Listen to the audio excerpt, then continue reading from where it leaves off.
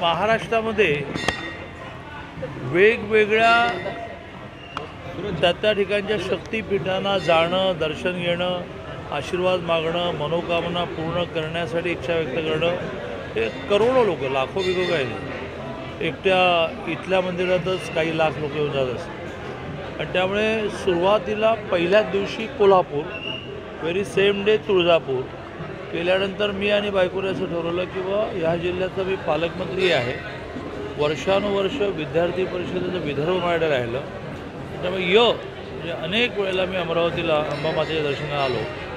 गेल्या वेळेला मला अमरावती जिल्हा पालकमंत्री मिळाला तो नवरात्रीत मिळाला.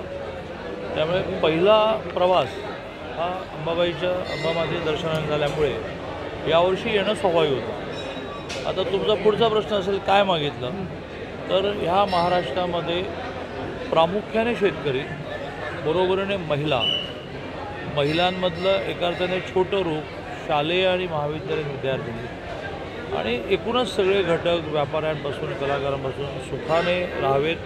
त्यावेळेचा पाऊस थोडा चांगला झाला आहे, त्याने मध्येच थोडा फटका मारला अतिवृष्टीने, पण तरी चांगला झाला आहे. त्यामुळे शेतकऱ्यांना चांगले भाव मिळावेत, कारण चांगले भाव मिळाले की त्या विचाराला काही लागत नाही. तर अशी प्रार्थना केली स्वाभाविकपणे.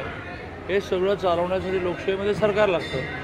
तर 2 महिन्याने होणाऱ्या विधानसभा निवडणुकीमध्ये महायुतीला भरभरून यश मिळावं, सरकार यावं.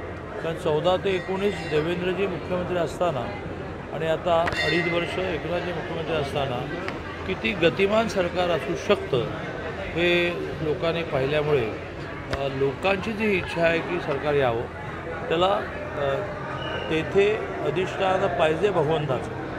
त्यामुळे तिथे अंबामातेची कृपा व्हावी म्हणून मी प्रार्थना केली. कोण मुख्यमंत्री व्हावं असं साकडं तुम्ही घातलेलं? महायुतीचा मुख्यमंत्री व्हावा. आमचे केंद्रामध्ये 3 जण प्रामुख्याने, अध्यक्ष जगतजी आणि पंतप्रधान मोदीजी आणि अभिज भाई आणि त्यांची टीम समर्थ आहे. महायुतीतला मुख्यमंत्री कोण होईल ते ठरवायचं. हर्षवर्धन पाटील तुतारी फुंकार आहेत.